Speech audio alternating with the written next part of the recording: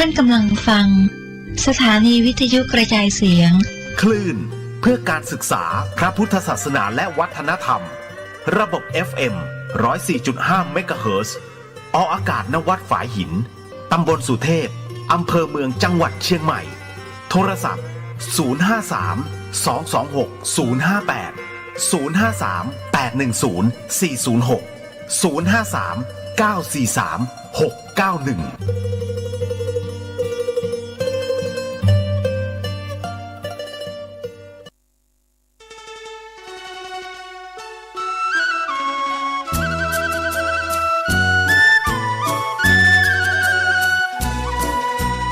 ความเจริญมั่นคงอยู่ที่ความเสียสละอดทนมั่นคงแข็งแรงแสวงหาความรู้ต่อสู้กับศักดิ์กำจัดสิ่งเสื่อมติดเสริมสร้างชีวิตพอมีพอเพียงพระบาทสมเด็จพระเจ้าอยู่หัวท่านรับสั่งให้ใช้ชีวิตพอมีพอเพียงเราก็อยู่กันได้เพราะฉะนั้นคนไทยต้องสมัครสมานสามัคคีหันหน้าเข้าหากันปรึกษาหากันรักกันฉันพี่น้องเราก็จะอยู่ได้เพราะเวลานี้ยุคโลกาภิวัตน์มันจะมีการเปลี่ยนแปลงทางขนบธรรมเนียมจริตประเพณีบางสิ่งบางอย่างก็ขอให้นึกถึงบรรพบุรุษของชาติว่าบรรพบุรุษปู่ย่าตายายเราได้สั่งสมอบรมลูกหลานของคนไทยทุกคนให้ตั้งอยู่ความสามัคคีมีความสมัครสมานกลมเกลียวเมตตาปราณีเอื้ออารีเอื้ออาทรในราชการเวลานี้ประเทศชาติของเราก็เจริญมั่นคงเพราะเหตุว่าคนไทยรวมน้ำจิตน้ำใจกันสร้างสรรค์ความเจริญงอกงามเพื่อความเจริญงอกงามแก่ชาติพระพุทธศาสนาสำนักงานของพระมหากษัตริย์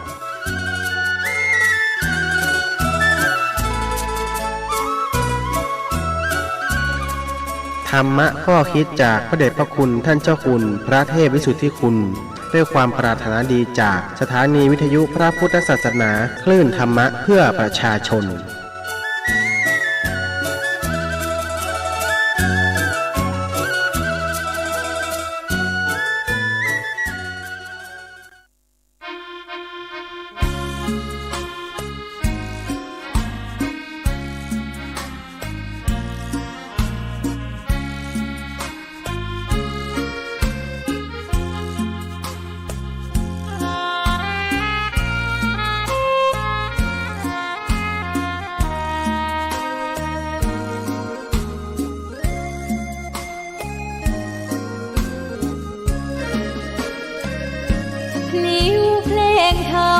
ถูกถ้อยคำเข้าถึงจิตใจฟังรายการวิทยุเสียงใสส่งถึงใจไปสู่ปลายนาสารธรรมน้อมนำมองพระศาสดาบอกผู้คนทั่วลาหันมาเข้าวัดฟังธรรมคลื่นเสียงนี้เป็นคลื่นธรรมะจากใจส่งถึงบ้านไกลบ้านไกลฟังได้สุขใจล้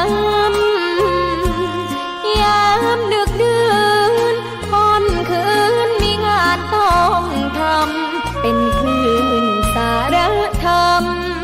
เน้นย้ำธรรมะเพื่อนใจเสียงคลื่นธรรมบอกหลักธรรมให้คลายความเหงาฟังเสียงธรรมะเบาเบาบอกเล่าถึงคนบ้านไกลสื่อธรรมะบอกลดละระหว่างด้วยใจสื่อไปถึงสวงในเข้าใจหลักธรรมหลักดี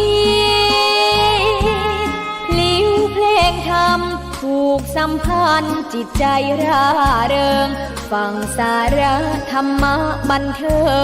งรื่นเริงในชีวิตยามวันว่างเดินทางไปเยี่ยมสถานีนัดพบกันน้องพี่วันนี้วันดีวันเสาร์สวดมนต์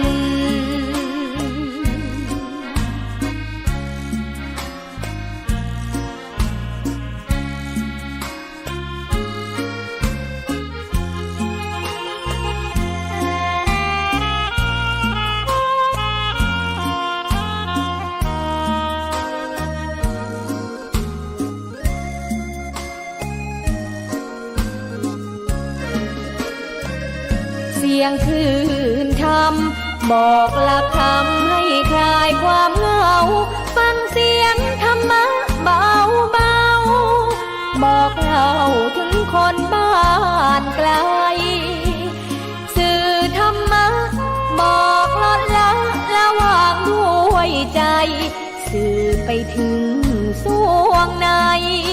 เข้าใจหลักธรรมหลักดีพลิ้วเพลงธรรมถูกสัมพันธ์จิตใจร่าเริงฟังสาระธรรมะบันเทิงรื่นเริงในชีวิตยามวันว่างเดินทางไปเยี่ยมสถานีนัดพบกันน้องพี่วันนี้วันดีวันเสาร์สวดมนต์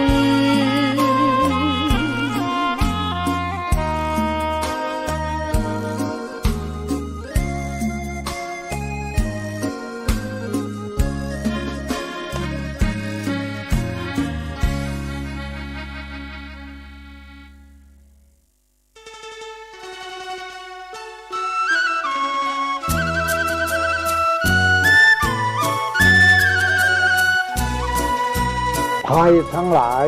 ที่ผ่านพ้นไปนั่นสุขบ้างทุกข์บ้างมันเป็นธรรมชาติของชีวิตแต่ขอทั้งวัดทั้งบ้านทั้งราชการทั้งโรงเรียนครูบาอาจารย์ได้สมัครสมานสามัคคีกลมเกลียวอย่าแตกความสามัคคีกันรู้รักสามัคคีประสานกายใจกันไว้เพราะประเทศไทยพระพุทธศาสนาเป็นศาสนาประจำชาติไทยเพราะฉะนั้นคนไทยมีคุณธรรมประจำใจประจำกายรักษากายวาจาใจให้เจริญมั่นคงเพื่อเป็นการผูกสัมพันธไมตรีโดยพรหมวิหารธรรมคือให้มีเมตตาปราณีเอื้ออารีซึ่งกันและกันไว้จะแตกความสามัคคีกันให้สัมพันธ์กายสัมพันธ์ใจในกันและกันไว้อย่าแตกความสามัคคีประเทศชาติเราก็เจริญมั่นคงเศรษฐกิจเราก็เจริญมั่นคงสังคมเราก็เจริญมั่นคง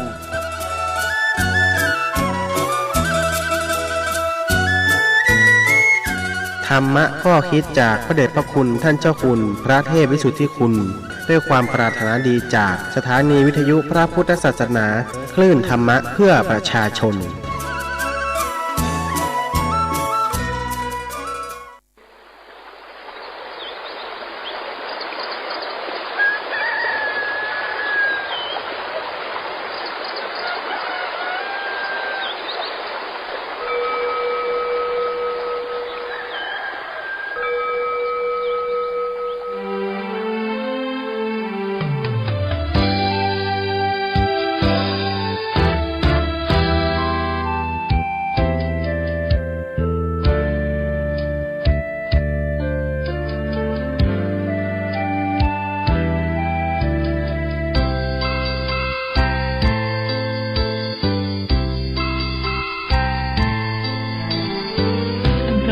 ที่ปานน้ำงดงามสูงเด่น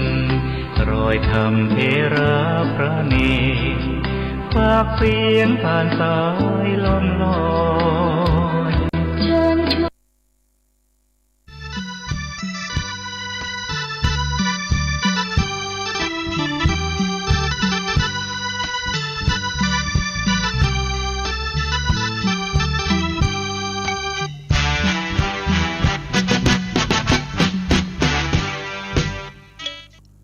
ก็ขอยกมือ10 นิ้วกราบนบนอบน้อมยังพระติรัตนแก้วเจ้าตั้ง3 ประการอันมีพระพุทธพระธรรมพระสงฆ์อันเป็นสรณะที่เปิ่งตีเคารพนับถืออันสูงสุดในชีวิตขอกราบคารวะแตบไตไวสาปุญญาปารมีธรรมพระมหาเถรานุเถระเจ้าคณะพระสังฆาธิการภิกขุสงฆ์สามเณรจุตนจุองค์โดยความเคารพเจริญสุขเจริญปอนปออกไม่ออกศรัทธานาบุญติ่นจองห้องวัด จุหนุ่มเท่าใจยิงก็ขอน้อมต้อนรับทุกท่านเข้าสู่รายการธรรมะฟังสบายสไตล์ตุลุง ปกติจะเป็นรายการธรรมะฟังสบายสไตล์ตุเจ้าน้อยวัดตะเกวียนวันนี้ท่านเจ้าติดศาสนกิจเนอปอออกไม่ออก FC แฟนรายการของท่านเจ้าตุเจ้าน้อยวัดตะเกวียนเปิ่นส่งเม็ดเสร็จปิ้งมาขอคือจัดรายการก็เลยดำเนินรายการแทนท่านทั้งหลายได้ติดตามรายการตั้งสถานีวิทยุคลื่นพระพุทธศาสนาและจริยธรรมในความอุปถัมภ์ของมูลนิธิพระบรมธาตุเจ้าดอยสุเทพกระจายเสียงในระบบคลื่นความถี่ FM 96.0 เมกะเฮิรตซ์กินข้าวน้ำจำข้าวตอนกินข้าวงายกินข้าวแรงฟังกันตลอดเนอะตลอด24 ชั่วโมงในคลื่น96ของเฮานี้ก็จะได้นำสาระข้อคิดเรื่องราวต่างๆจากครูบาอาจารย์นักจัดรายการหลายรูปหลายตนหลายท่านหลายคนก็จะได้นำเอาเรื่องราวสาระธรรมะต่างๆมามามาจัดปกติอย่างที่บอกไปแต่ต้นวันนี้ถ้าท่านเจ้าทุเจ้าน้อยหรือท่านอาจารย์ประหลัดเกรียงไกรบัดนี้เปิ้นก็มาจัดเสียงนกกะละเวกเจียวเจียวเจียวไปตารายการก็แฟนคลับเปิ้นหนาอุ่นหนาฝาครั่งเป็น30สายโทรใต้รายการวันนี้ก็ต้องขอสุมาอภัยแทนตุเจ้าน้อยเนอะเปิ้นมีรายการก็สามารถมาจัดได้ตุลุงก็รับภาระแทน2 ชั่วโมงอยู่ด้วยกันจากรายการธรรมะฟังสบายสไตล์ตุเจ้าน้อยแล้วก็ต่อด้วยรายการยามบ่ายคลายเหงาจากตุเจ้าในวัง2 ชั่วโมงวันนี้ต้นรายการฟังดนตรีบรรเลงประยุกต์ม้วนฟังเพลงเป็นกรรมก็ม่วนฟังดนตรีก็ม่วนเผลอๆอารมณ์คึก ลุกเต้นไปตัวก็ได้ไผกินข้าวน้ำจำข้าวตอนกับอย่างพ่องก็ว่าบางท่านอาจจะยังไม่ได้กินเตื้อบ่ฮู้เวลาขณะนี้ 14:11 นาทีบ่าย 2:11 นาทีแล้วเด้อไม่ได้กินข้าวก็ไปกินเถอะเด้อถึงเวลาต้องกิน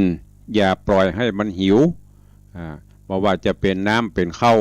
น้ำก็เหมือนกันเป็นสิ่งที่จำเป็นต่อร่างกายหิวก็กินเลยต้องไปรอมันหรือบ่หิวถึงเวลาก็ต้องกินถ้าบ่อั้นกระเพาะมันหมุนวนๆนะโดยเฉพาะเป็นห่วงอีป่ออีแม่ผู้สูงวัยเขาเนี้ยจังมันอยากเตื้อตุเจ้ากินเตื้อกินข้าวง่ายควายนั่นเป็นผลเสียเดียวแก่ตนแก่ตัวมาโรคภัยไข้เจ็บมันจ้างถามหาโดยเฉพาะอยู่ๆก็เจ็บต้องเพราะผลสืบเนื่องมาจากทานอาหารไม่ตรงเวลาถึงเวลาแล้วบ่กินนักก็กินน้อยเพราะกระเพาะมันหมุนวนนั่นน่ะถ้ามันมีอย่างจ่อมลงไปมันก็หมุนเข้าไปกระเด็นกับไปบัดใส่บัดอย่างเฮาก็จะเจ็บต้องน้ำก็เหมือนกันคนว่าวันให้กินนักๆเพื่อน้ำมันจะไปย่อยอาหารต่างๆถ้าบ่ได้กินน้ำกินบ่นักผลกระทบก็ต้องอืดต้องเฟ้ออันนี้เป็นต้นเนอะอันนี้ก็เป็นเกร็ดความรู้เล็กๆน้อยๆที่นำมาจ๋ามาฝากกับสาธุชนญาติโยมเฮาในยามบ่ายวันนี้อยู่ด้วยกันเมินหน่อย2 ชั่วโมงก็จะมีเพลงมีอย่างสลับซับเปลี่ยนกันไปจะเนี้ยเนอะเอาฟังสาระตะกี้ก็ฟังท่านเจ้าคุณววชิระเมธีจบลงไปก็ได้สาระไปแถมแบบแถมเรื่องหนึ่งมาถึงรายการวันนี้ก็จะไปแถมแบบหนึ่งหลายๆรสชาติเนอะวันนี้ก็เบื้องต้นเดี๋ยวมาฟังลุงใจแหมก่อนเนาะฟังลุงใจสักกรรมแล้วก็ ก็เดี๋ยวก่อยมาอู้มาจ๋าในใต้รายการกันต่อไปเนาะ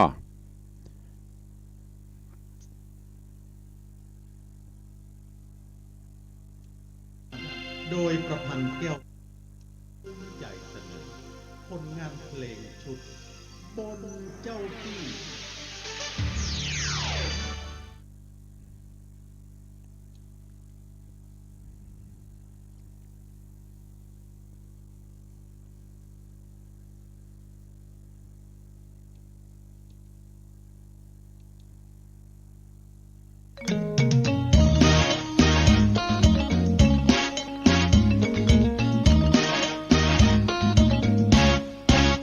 เกษตรกรบ่แน่บ่นอนบืดหายบืดดี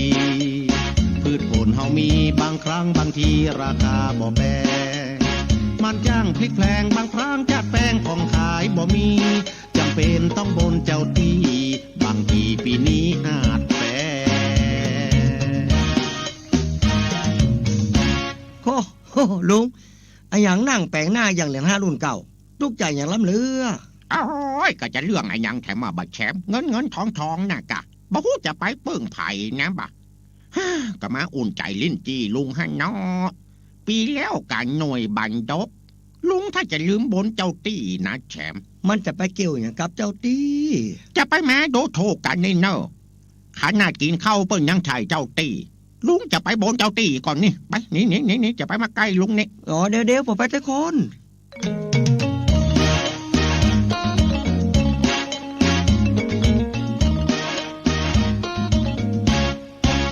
กราบไหว้วันทาท่านเทวดาฝนฟ้าประณีขอกราบ3 ทีแม่ธรณีปีนี้ช่วยเฮาถ้าได้ไข่แป้งจะเลี้ยงแล้วแดงอาหารหวานข้าวบนบานต่อหน้าศาลเจ้าสุระเก่าเป็นเหล้าอย่างดี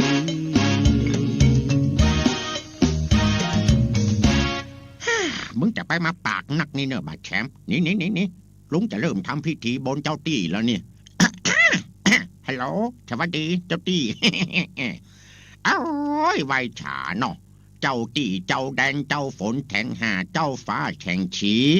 ผีต้งผีนาผีตกออกขอกใจหนเหนือมีตังเชื่อต้งเชื่อนาและเตียวต้งเตียวนา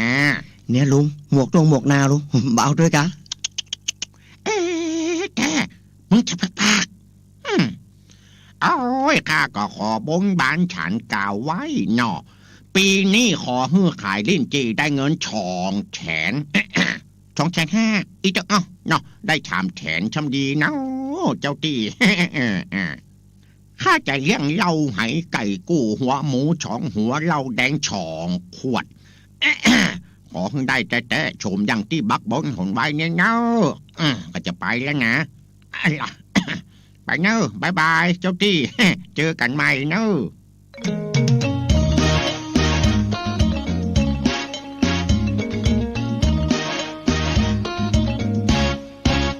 เกษตรหัวหมุนลิ้นจี่ขาดทุนหัวหมุนกว่าเดิ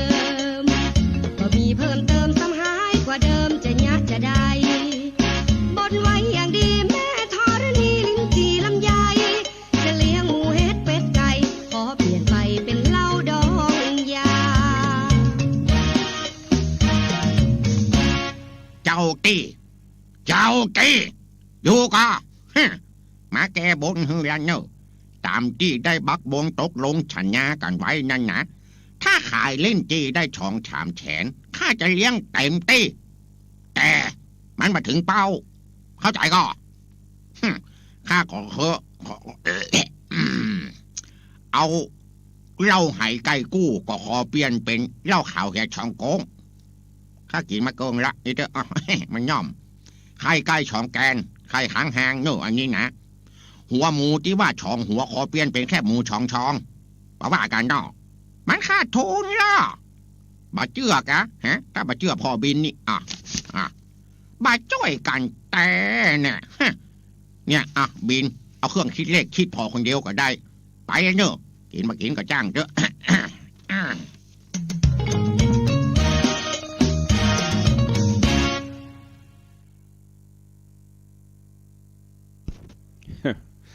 จาก กินหมูหัวหมูมากลายเป็นแคบหมูไปได้ มาช่วยกันแต่หรอโอ้อย่างวันก่อนนะปดต่อกลิ่นทูบกลิ่นเทียนตลบอบอวนไปหลายตีอย่างตุลุงเปิ้นก็ไปบนบ้านศาลเก่าเอกะตามเจ้าตีเจ้าแดนผ่องวันหวยออกในปอดเท่ามีสปะสปันเนอะยิ่งประเดี๋ยวสมยิ่งตันตาวเวสสุวรรณกำลังมาแหงแต่ละวัดแต่ละวาวัดไหนจะเฮงวัดไหนจะแหงก็บอกว่าเนอะอันเนี้ยลุงใจก็เหมือนเดียวกันลิ้นจีปีแล้วราคาบดีปีนี้เลยไปบนให้ใหม่ขอสัก200,000 ปูดดื่นเลยกลายเป็นเหล้าขาว2ก้งแค่หมู2ถุง ก็ฟังกันเอาม่วนเนาะยามฟังกันเอาใครเครียดใครเหงายามบ่ายวันนี้อย่างที่ได้บอกไปเนอะเราอยู่ด้วยกัน2 ชั่วโมงทดแทนวันนี้เป็นรายการของตัวเจ้าน้อยธรรมะฟังสบายสไตล์ตัวเจ้าน้อยแต่วันนี้ตัวเจ้าน้อยติดกิจนิมนต์ตุลุงก็มาดำเนินการแทนไปเนาะก็อยู่ด้วยกันไปเนอะไปจนถึงปุ่น4 โมงเย็นบ่าย2 โมงถึง3 โมง4 โมงถึง4 โมงเป็นรายการที่ตุลุงได้รับผิดชอบไปก็นำเอาสาระข้อคิดมาฝากกันพ่องนอประเจว่าโอ้มีกระเพลงลำไปก็จะบ่ม่วนจะรับซับเปลี่ยนกันไปจะเนี้ยเนอะสาระข้อคิดมาโอ้มาจ้ากับพอออกไม่ออกศรัทธาเฮาได้นำไปคิดนำไปพิจารณาเอาไปใช้ในการดำเนินชีวิตประจำวันวันนี้นำเอาสูตร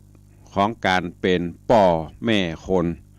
สูตรของการเป็นป่อคนแม่คนอิเตอพอออกไม่ออกศรัทธานบุญเฮาทั้งหลายการที่จะเป็นป่อบ้านแม่บ้านฮือดีโบราณเปิ้นกล่าวไว้ว่ามีสูตรป่อบ้านที่ดีแม่บ้านที่ดีนั้นป่อบ้านที่ดีนั้นต้องเป็นเฮือใดครบ4 หมอมีหมออย่างพ่อง1ยามลูกเมียป่วยไข้ป่อบ้านก็ต้องเป็นหมอยา2ยามเมื่อลูกเมีย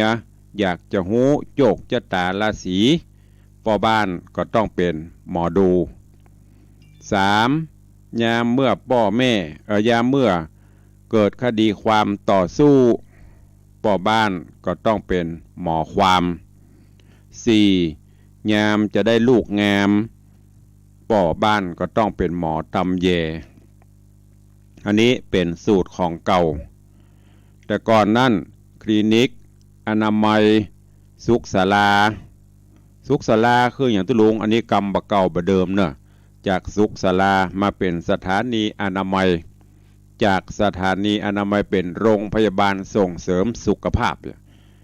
คนเฒ่าคนแก่รุ่นอายุ50ขึ้นไปได้ยินอยู่ไปไหนไปสุขศาลาเดี๋ยวนี้มันได้ยินละหายไปละเมื่อก่อนนั้นมันบัดตันสมัยเหมือนอย่างปัจจุบันต้องลำบากในเรื่องของการครองเรือนในส่วนของแม่บ้านเหรอแม่บ้านดีก็ต้องเก่งครบ4 อย่างนั่นก็คือเก่งครัวเก่งครังเก่งช่างเก่งหมอไผมีครบ4 อย่างนี้พ้นห้องว่าเป็นยอดเก่งครัวเป็นจะได้เก่งครัวก็คือเก่งในเรื่องของการทำกับรับกับเข้าป่าอาหารการบ้านการเฮือนเนี่ยกินล้ำเป็นว่าเสน่ห์ของไม่ยิงอยู่ที่ปลายจวักหรือปลายปากเนี่ยกินล้ำเนี่ยเก่งคลังก็คือบ่เป็นถุงก้นหัวต้องทำตัวเป็นธนาคารหูจักเก็บหอมรอมริบทรัพย์สินเงินทองที่ป่อบ้านไปเสาะไปหามานั่นหรือแม้แต่ตัวเก่าหามาได้ก็ต้องเก็บต้องเขี่ยมใจในสิ่งที่เป็นประโยชน์ไม่ใช่มีแต่ใดก็ทะลุงมดใจจนมดเพราะถุงก้นหัว เก่งที่สามเก่งช่างแม่บ้านจะต้องเก่งในเรื่องการเย็บปักถักร้อยยามเสื้อผ้าปุดขาด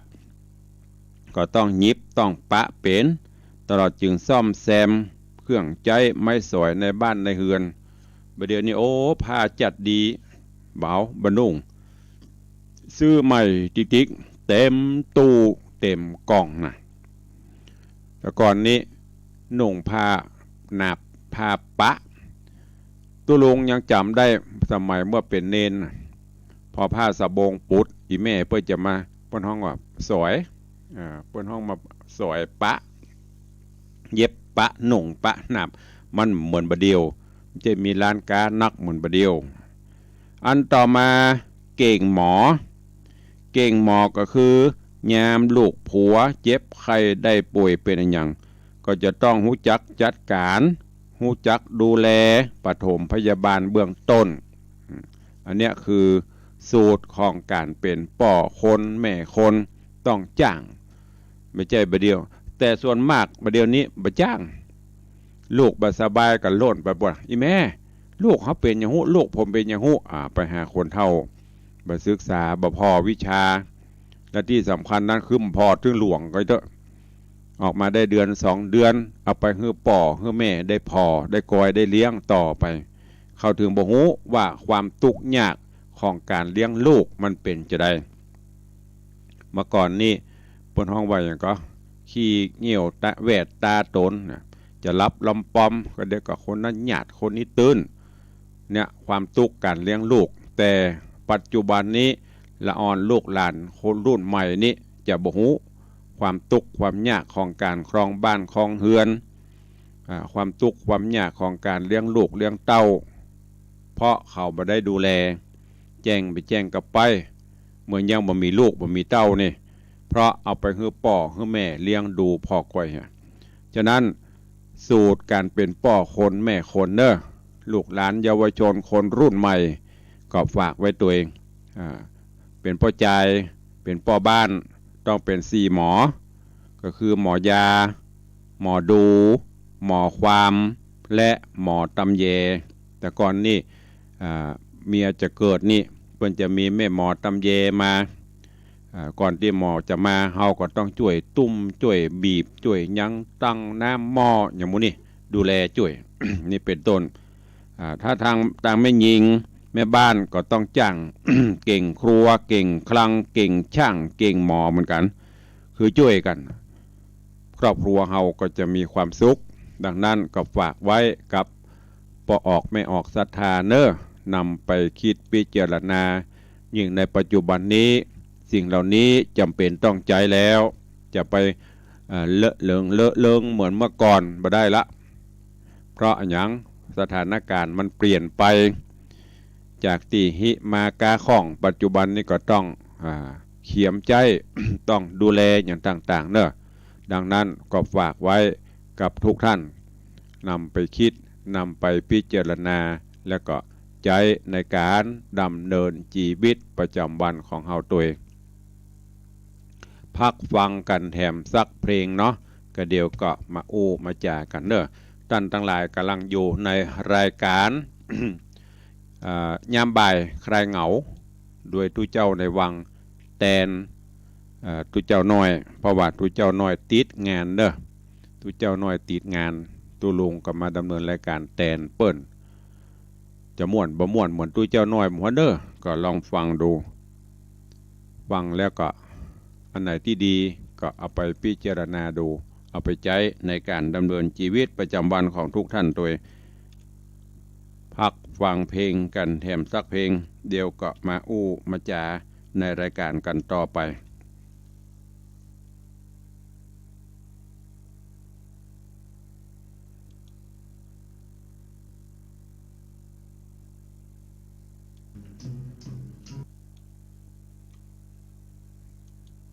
เดี๋ยวก่อนเนอะเสาะเพลงก่อน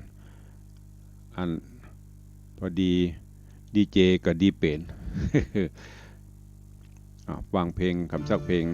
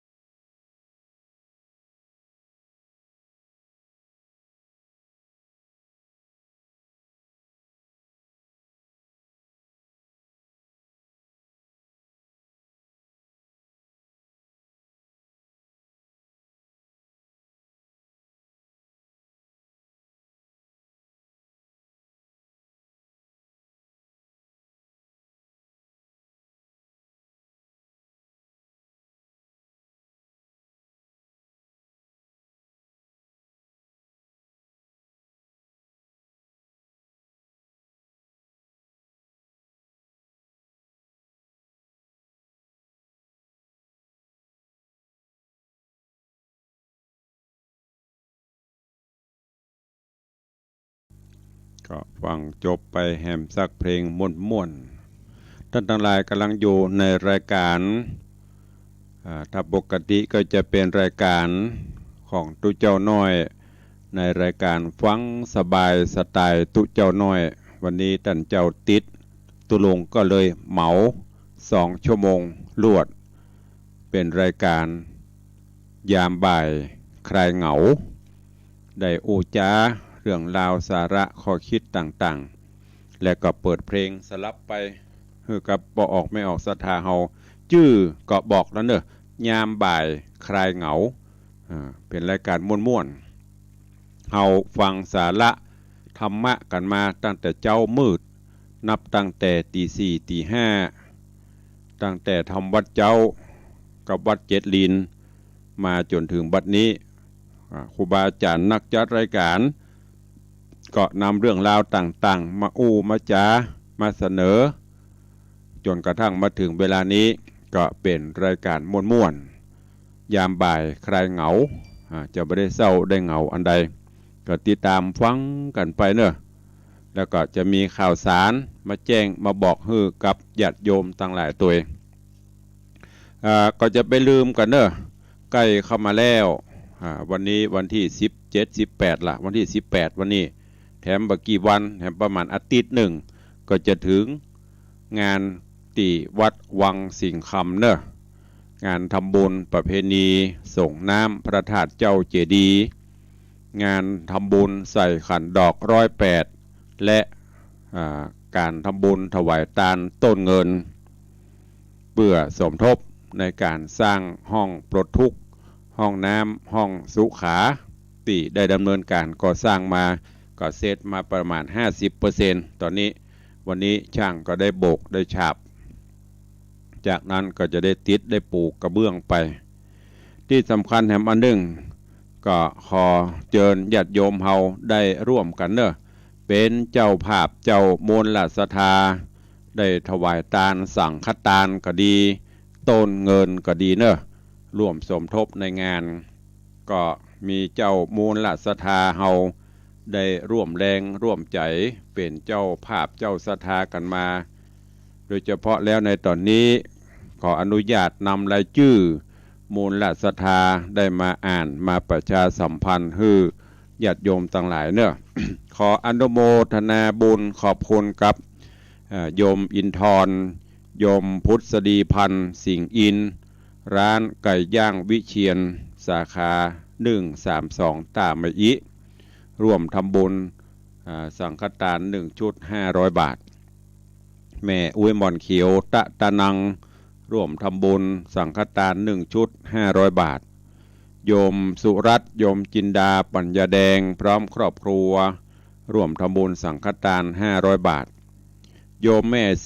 4,000นายนครศรีที่วงร่วมเป็นเจ้าภาพทำบุญสังฆทาน4 ชุด 2,000 บาทอุทิศกุศลให้ตระกูลสุดใจปุ๊กตระกูลชยาตระกูลศรีที่วงนอกจากนั้นก็มีโยมท่านอดีตสทมนิตโยมปี้สายจันทร์บุญยวงพร้อมครอบครัวร่วมทำบุญสังฆทานชุดใหญ่1 ชุด 2,500 บาทสมทบทุนสร้างห้องน้ำแถม 1,500 บาทรวมเป็นเงิน 4,000 บาทแล้วก็จะได้นำโฮงทานมาร่วมตัวก็ต้องขออนุโมทนาบุญขอบคุณเทเนอร์ขอบคุณโยมอาทิตย์โยมจันทิพย์พวงขันแก้วร่วมทำบุญ300 บาทโยมปอดดวงคำโยมแม่จันตาคำพุทธพร้อมครอบครัวลูกหลานร่วมทำบุญสังฆทาน2 ชุด 1,000 บาทโยมพ่ออนันต์โยมแม่วงเดือนทองซักพร้อมลูกหลานเป็นเจ้าภาพสังฆทานชุดใหญ่1 ชุดอุทิศบุญกุศลให้ตระกูลทองซักแล้วก็ญาติพี่น้อง ผู้ล่วงลับดับขันตระกูลแก้วฟูตระกูลทองซักเป็นเจ้าภาพสั่งใหญ่1 ชุด 2,500 บาทขออนุโมทนาบุญขอบคุณเนอะก็เดี๋ยวก็ว่ากันต่อมีหลายท่านหลายคนที่ร่วมเป็นเจ้าภาพมาในวันที่26 27 28เนอะน้อมเอิญเจิญจวนญาติธรรมสาธุชน FC ทุกบ้านทุกจองทุกท่านทุกคนเด้อมากินห่วมตันเติงกัน หลังจากที่2 ปีละเฮาบ่ได้พบได้ปะกันเดี๋ยวเปิ้นก็เปิดสถานการณ์ก็คลี่คลายไปก็มาพบมาปะกันเด้อมาพักฟังเพลงกันแถมสักเพลงเดี๋ยวก็มาพบมาปะมาโอ้มาจากันต่อเนาะ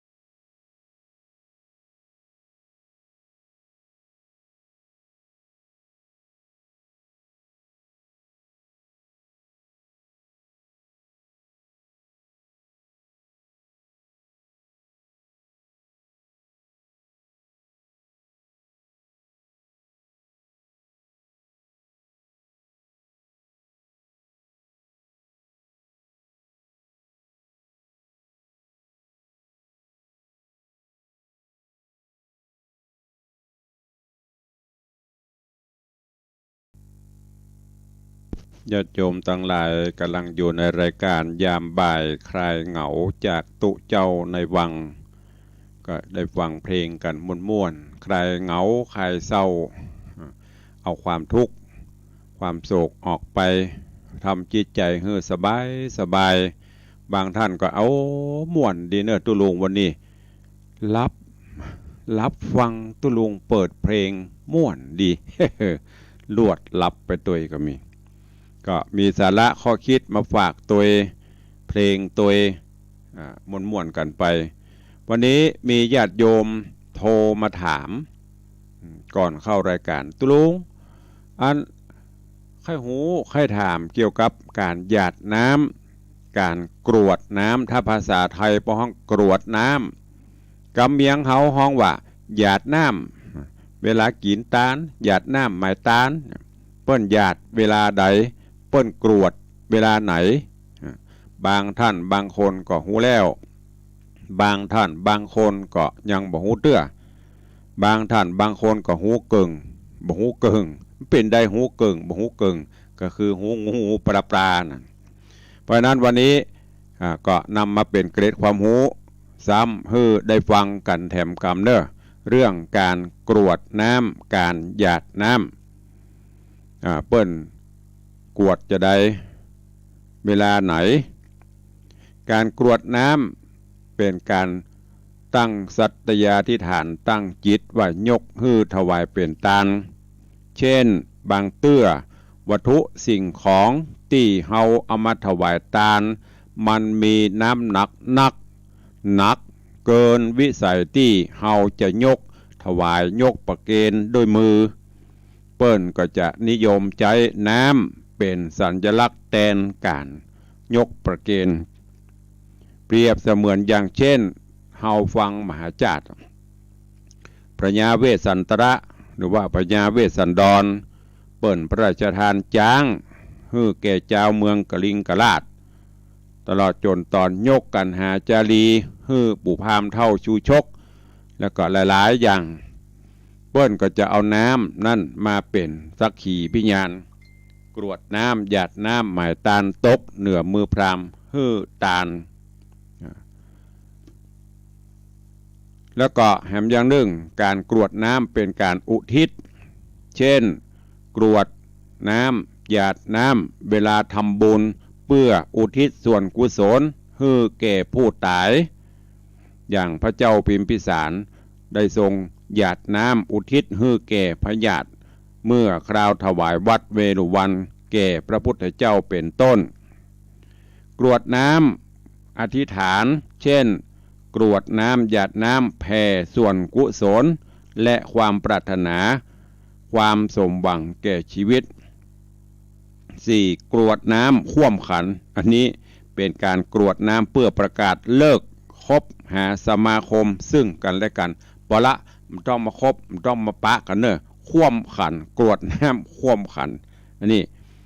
นี้คือการกรวดน้ำเป็นกรวดยี่หยังเป็นหยาดยี่หยังหยาดที่หนึ่งก็คือเป็นการยกฮือหยาดอันแหมอันก็คือเพื่อเป็นการอุทิศบุญกุศลเพื่อเป็นการอธิษฐานอันสุดท้ายกรวดน้ำข่วมขันอันนี้ไม่ได้ไม่อยากเจอกรวดน้ำข่วมขันนี่ไม่อยากเจอทีนี้กรวดน้ำหรือหยาดน้ำเปิ้นกรวดเปิ้นหยาดเวลาไหนส่วนมากก็จะพอหูแต่อย่างที่ลุงบอกแต่แกส่วนมากก็หูแบบงูประปาการหยาดน้ำการกรวดน้ำเริ่มต้นตั้งแต่ตุเจ้าเปิ้นขึ้นยะถาเปิ้นขึ้นยะถาก็เริ่มหยาดลงไปยะถาวารีวาหาวารีวันนี้เป็นว่าน้ำแม่น้ำห่วงแม่น้ำไปจนติละโสยะถาแล้วเปิ้นจะขึ้นสัพปีติโยวิวัจจันตุก็หยาดลงไปให้มันหมดหรือถ้ามันหมดเจ้าก็หยุดไว้ บางตีเปิ้นหยุดไว้เพื่อที่จะไปหยาดแผ่เมตตาแบบปื้นเมืองแห่งกรรมอันนี้เป็นต้นเป็นแนวปฏิบัติเนอะบางคนก็เปิ้นกวดเปิ้นตั้งยะถานั่งไว้พอสัพปีติโยไปหยาดอันนี้ไม่ถูกต้องนะมาถูกต้องตามนิยมปฏิบัติแต่ผิดไหมไม่ผิดนะไม่ใช่ว่าบัญญัติบัดนี้มันผิดมันขืดบ่ใช่แต่ให้มันถูกต้องตามที่เปิ้นปฏิบัติแนวปฏิบัติเปิ้นขึ้นยะถาเฮาก็กรวดลงไปเปิ้นถึงบอกว่ายะถาสำหรับผีสัพปีสำหรับคนจำไว้ให้ดีเนอะยะถาสำหรับผีสัพปีสำหรับคนกรวดน้ำหยาดน้ำแล้วก็ถ้าไปถึงตอนที่เปิ้นอันหยาดน้ำแบบปืนบ้านละนาอิตังหรืออิมังตานะกับมังนิปานปัจจโยโหนตุโนนิจังถอเริ่มยังกินจิเปิ้นก็หยาดน้ำไปจนจบนะอันนี้ก็เช่นเดียวกันก็รู้ไว้ใช่ว่า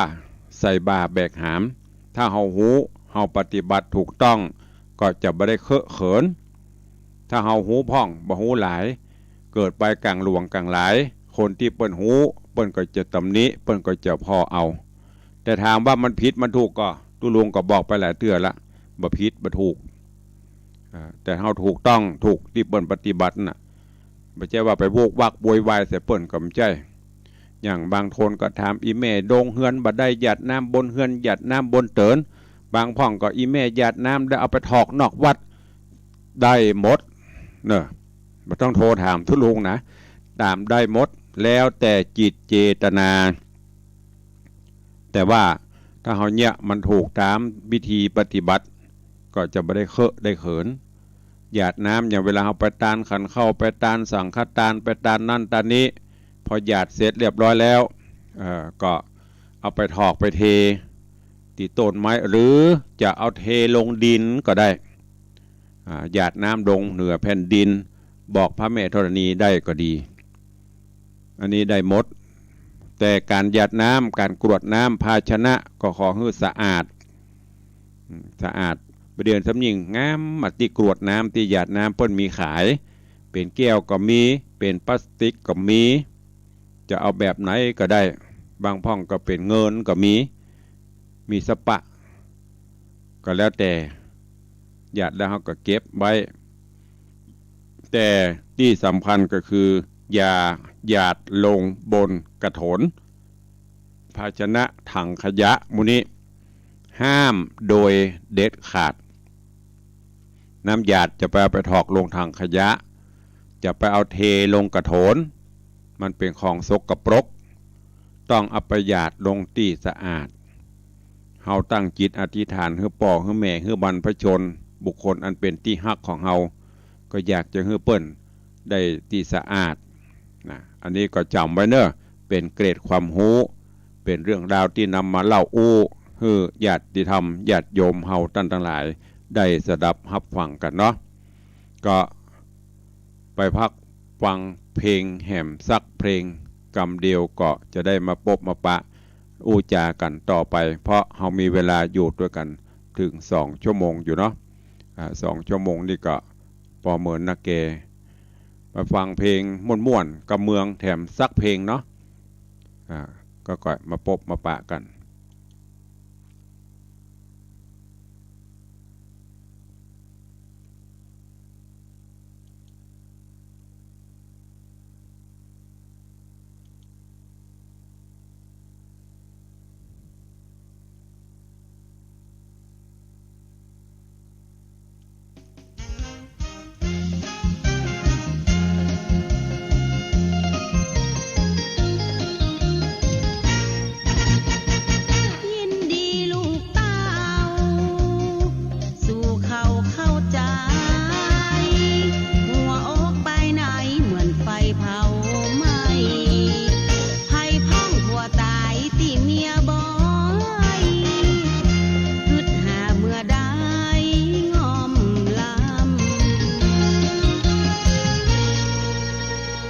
ไอ้เบิ้มอยู่นี่ท่าก่อนเด้อเดี๋ยวผมจะไปพ่ออีแม่ก่อนได้ครับแม่แต่งตัวแล้วล่ะแล้วล่ะมาให้บดีก็ป่ะอีแม่ผมจะไปอีแม่ไปฮู้จักกับเปิ้นป่ะเปิ้นมีไหนฮัลโหลยืนฮัลโหลไอ้เบิ้มอันนี้แม่ผมครับสวัสดีครับสวัสดีเจ้าอย่ามาสูงเกิงเดิงเฮ้ยไอ้อีกแม่ผ่านอะหยังก็มึงพ่อหั่นนะสูงก็สูงนิ้วมือยาวสว่างเหี่ยเกิดมันโขดให้แม่มึงมันมาเต็กบีบคอแม่มึงตายแล้วแม่มึงจะสู้มันได้อย่างใดเฮ้ยแม่เกิดไปแล้วแม่ผ่าน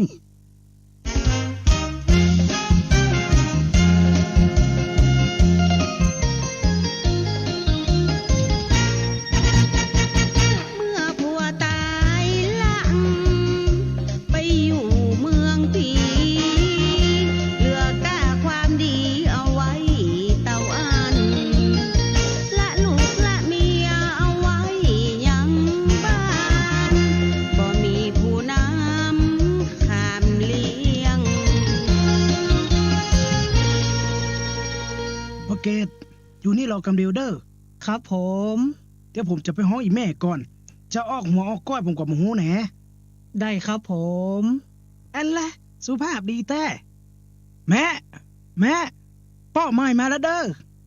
มีไหนอันอย่างแหมหมออีก พ่อเกตอันนี้แม่ผมครับ สวัสดีครับ แม่งอมอุ้ยไปฮู้กันอย่างไดว่างอมอีกพ่อไปพ่อมาแม่ผ่านบ่เฮ้ย ผ่านไอ้อย่างแหเหมาะ ก็มึงพ่อหั่นน่ะพร้อมหน้าต้องปอมะหมีเขี้ยวก็หยิ่งหันแกงแง่งพ่อมันก็แมงแม่ฝนพ่อเขี้ยวอย่างซี่เลยห่างบ่ะเกิดมาโคตรให้แม่มึงเอาเขี้ยวมาโกกหน้าผากแม่มึงเหียใหญ่ๆเฮ้ยบ่เอาบ่ะเฮ้ยแม่กึดไปแล้ว แม่ผ่าน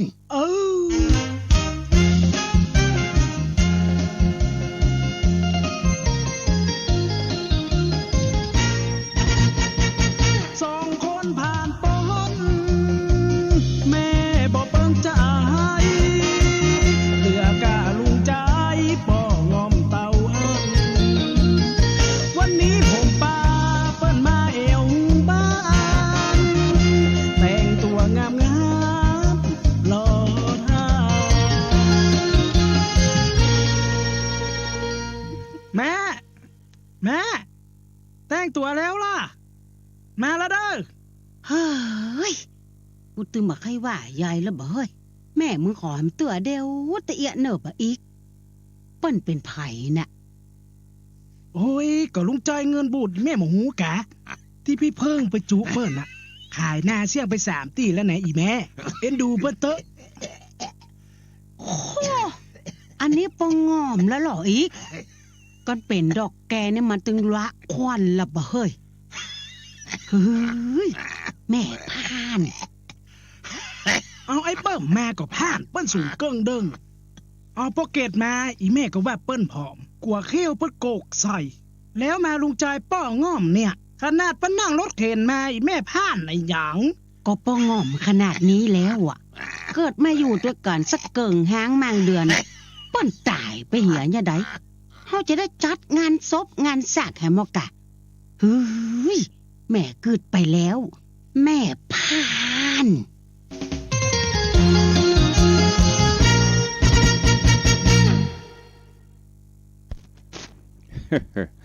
เอาคนใดมาฮื้อก็บ่เปิงใจแม่พาน เอาคนไอ้เบิ่มก็บ่เอาไอ้นี่ก็บ่เอาลุงใจเงินบูดก็บ่เอาเพราะแม่พานไผพานพ่อง อีแม่ตั้งหลายพานก็ฟังกันม่วนๆเด้อกำลังอยู่ในรายการยามบ่ายคลายเหงาชั่วโมงแรกกำลังจะโปนไปก็เดี๋ยวจะเข้าสู่ชั่วโมงที่2เนาะก็จะไปลืมกันเด้อที่ตุลุงบอกไปแถมอันหนึ่งก็ขออนุโมทนาขอบคุณกับญาติธรรมอีพ่ออีแม่เฮาที่ได้ร่วมเป็นเจ้าภาพปูจาดอกอันอย่างตุลุงดอกบัวนี้เฮาจะใช้ใส่ขันดอก108ในงานทำบุญใส่ขันดอกประเวณีส่งน้ำพระธาตุตุลุงได้ประกาศเชิญชวนญาติธรรมเฮาร่วมเป็นเจ้าภาพบางท่องก็เต่าอายุบางพ่องก็10 ดอก20 ดอก50 60บางพ่องก็เป็นปันก็ขอบคุณตัวดอกบัวนี้ดอกละ5 บาทดอกละ5 บาทท่านจะร่วมโมทนาบุญกี่ดอกก็สุดแล้วแต่เนอะขอบคุณอนุโมทนาบุญกับโยมปอเลี้ยงธนวัฒน์แม่เลี้ยงทัดพิชาสุสิงคำร่วมเป็นเจ้าภาพปูจาดอกบัวจำนวน1,000 ดอก